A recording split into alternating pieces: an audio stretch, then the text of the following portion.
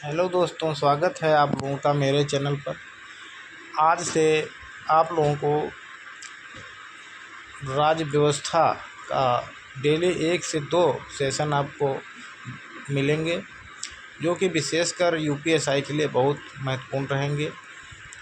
और इसके अलावा मैं डेली हिंदी के 50 क्वेश्चनों को एक टेस्ट डेली दिया जाएगा इस चैनल पे।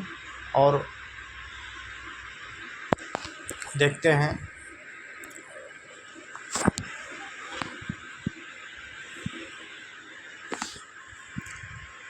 1773 ईस्वी का रेगुलेटिंग एक्ट बंगाल के गवर्नर को बंगाल का गवर्नर जनरल, मुंबई एवं मद्रास के गवर्नर को इसके अधीन कर दिया गया। इस अधिनियम के अंतर्गत कोलकाता में 1774 ईस्वी में एक उच्च न्यायालय की स्थापना की गई, जिसके मुख्य न्यायाधीश थे सर एलिजा एम्पे और 3 अन्य न्यायाधीश थे चैम्बर्स, लिमेस्टर, हाइड। कंपनी के कर्मचारियों को निजी व्यापार करने और भारतीय लोगों से उपहार व रिश्वत लेना प्रतिबंधित कर दिया गया। इस एक्ट के अंतर्गत एक्ट ऑफ सेटलमेंट 1781 देखते हैं। इस एक्ट के अनुसार कोलकाता की सरकार को बंगाल, बिहार और उड़ीसा के लिए वित्त बनाने का प्राधिकार दिया गया।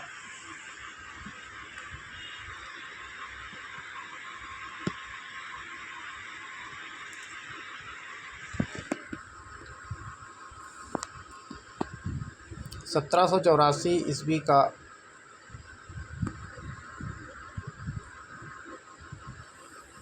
ईस्ट इंडिया एक्ट, दोहरे प्रशासन का प्रारंभ। और 1 नंबर बोर्ड ऑफ डायरेक्टर, इसके अंतर्गत व्यापारी मामलों के लिए ये था। बोर्ड ऑफ कंट्रोलर, ये राजनीतिक मामलों के लिए था। 1793 ईस्वी का चार्टर अधिनियम, नियंत्रण बोर्ड के सदस्यों तथा कर्मचारियों के वेतनादि को भारतीय राजस्व में से देने की व्यवस्था की गई। 1813 ईस्वी का चार्टर अधिनियम, इसकी विशेषताएं क्या थी? कंपनी के अधिकार पत्र को 20 वर्षों तक बढ़ा दिया गया।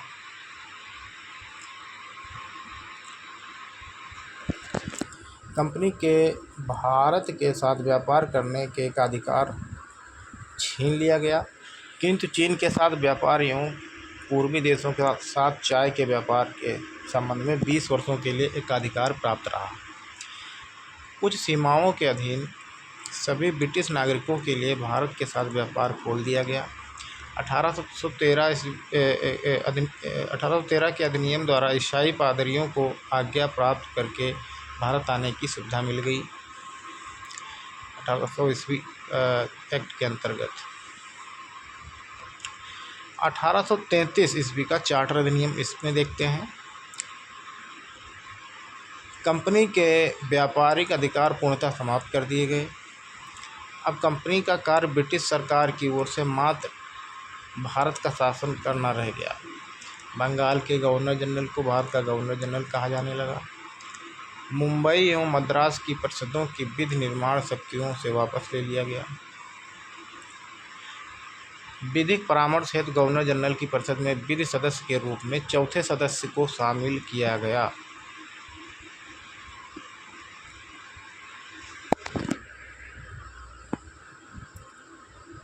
भारत में दास प्रथा को विधि विरुद्ध घोषित कर दिया गया। 1843 में उसका उन्मूलन कर दिया गया। अधिनियम की धारा 87 के तहत कंपनी के अधीन पद धारण करने के लिए किसी व्यक्ति को धर्म, जन्म स्थान, मूल वंश या रंग के आधार पर अयोग्य न ठहराए जाने का उपबंध किया गया।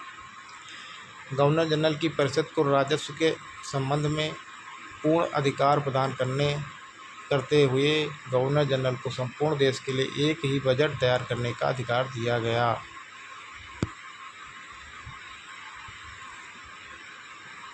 भारतीय कानूनों का वर्गीकरण किया गया तथा इस कार्य के लिए विधि आयोग की नियुक्ति व्यवस्था की गई। 1834 में लॉर्ड मैकाले की अध्यक्षता में प्रथम विधि आयोग का गठन किया गया। 1853 ईस्वी का चार्टर अधिनियम कंपनी के महत्वपूर्ण पदों को प्रतियोगी परीक्षाओं के आधार पर भरने की व्यवस्था की गई। इसके लिए 1854 में मैकाले समिति की नियुक्ति की गई। इस अधिनियम के द्वारा गवर्नर जनरल की परिषद के विधायी एवं प्रशासनिक कार्यों को अलग कर दिया गया। इसके तहत परिषद में 6 नए पार्षद जोड़े गए, जिन्हें विधान पार्षद कहा गया। 1858 ईस्वी का भारत शासन अधिनियम, इसको देखते हैं। भारत का शासन कंपनी से लेकर ब्रिटिश क्राउन के हाथों में सौंपा गया। भारत में मंत्रिपरिषद की व्यवस्था की गई। 15 सदस्यों की भारत परिषद का सदन हुआ। भारतीय मामलों पर ब्रिटिश संसद का सीधा नियंत्रण स्थापित किया गया। मुगल सम्राट के पद को समाप्त कर दिया गया। 1858 ईस्वी का भारत शासन अधिनियम के अंतर्गत जो है भारतीय मामलों पर ब्रिटिश संसद का सीधा नियंत्रण स्थापित किया गया और मुगल सम्राट के पद को भी समाप्त कर दिया गया। इस अधिनियम के द्वारा बोर्ड ऑफ डायरेक्टर्स तथा बोर्ड ऑफ कंट्रोल को समाप्त कर दिया गया। भारत में शासन संचालन के लिए ब्रिटिश मंत्रिमंडल में एक सदस्य के रूप में भारत के राज्य सचिव की नियुक्ति की गई। भारत के गवर्नर जनरल का नाम बदल कर वायसराय कर दिया गया, अतः इस समय के गवर्नर जनरल लॉर्ड कैनिंग अंतिम गवर्नर जनरल वायसराय हुए। 1861 ईस्वी का भारत परिषद अधिनियम गवर्नर जनरल की कार्यकारिणी परिषद का विस्तार किया गया। विभागीय प्रणाली का प्रारंभ किया गया। गवर्नर जनरल को पहली बार अध्यादेश जारी करने की शक्ति प्रदान की गई। ऐसे अध्यादेश की अवधि मात्र 6 महीने होती थी। गवर्नर जनरल को बंगाल, उत्तर पश्चिमी सीमा प्रांत, पंजाब में विधान परिषद स्थापित करने की शक्ति प्रदान की गई। इसके द्वारा कानून बनाने की प्रक्रिया में भारतीय प्रतिनिधियों को शामिल करने की शुरुआत हुई। वायसराय कुछ भारतीयों को विस्तृत परिषद में गैर सरकारी सदस्यों के रूप में नामांकित कर सकता था।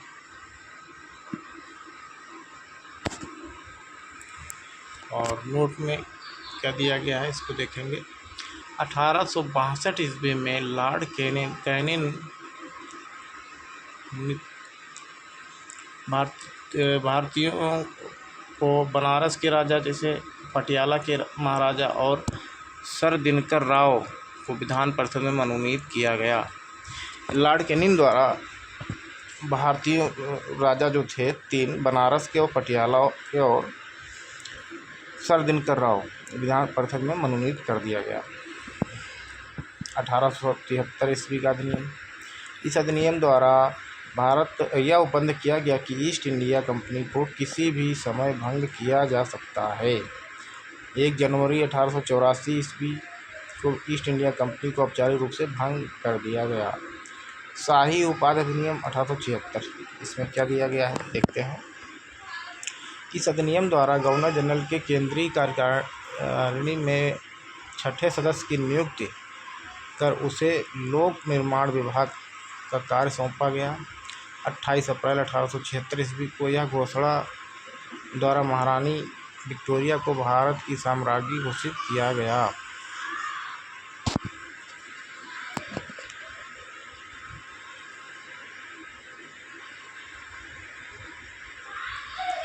(1862) ईस्वी का भारत परिषद अधिनियम, अप्रत्यक्ष चुनाव प्रणाली की शुरुआत की गई।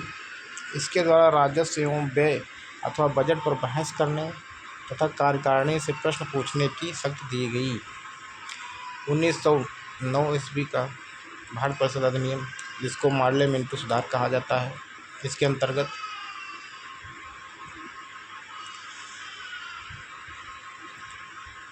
पहली बार मुस्लिम समुदाय के लिए पृथक प्रतिनिधित्व का उपबंध किया गया। इसके अंतर्गत मुस्लिम सदस्यों का चुनाव मुस्लिम मतदाता ही कर सकते थे। भारत सरकार अधिनियम के तहत पहली बार विधायिका में कुछ निर्वाचित प्रतिनिधित्व की मंजूरी प्रदान की गई। इस प्रकार इस अधिनियम में सांप्रदायिकता को वैधानिकता प्रदान की गई और लॉर्ड मिंटो को सांप्रदायिक निर्वाचन के जनक के रूप में जाना गया। भारतीयों को भारत सचिव एवं गवर्नर जनरल की कार्यकारिणी परिषद में नियुक्त किया गया।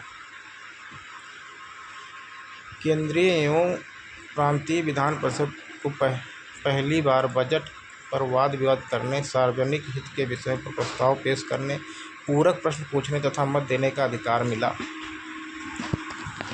प्रांतीय विधान परिषद की संख्या में वृद्धि की गई। सत्येंद्र प्रसाद सिन्हा वायसराय कार्यपालिका परिषद के प्रथम भारतीय सदस्य बने। उन्हें विधि सदस्य बनाया गया। इस अधिनियम के तहत presidency corporation, chambers of commerce, विश्वविद्यालय और जमींदारों के लिए अलग प्रतिनिधित्व का प्रावधान किया गया।